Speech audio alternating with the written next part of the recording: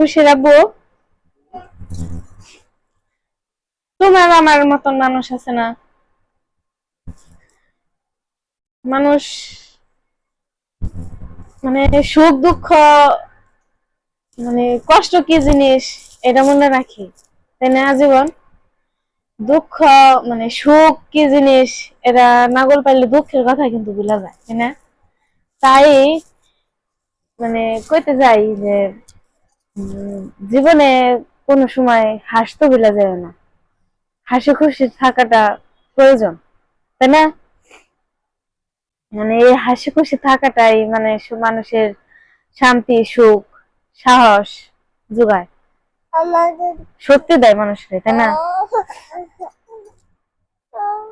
তাই জীবনে কখনো হাসতে ভুলো না।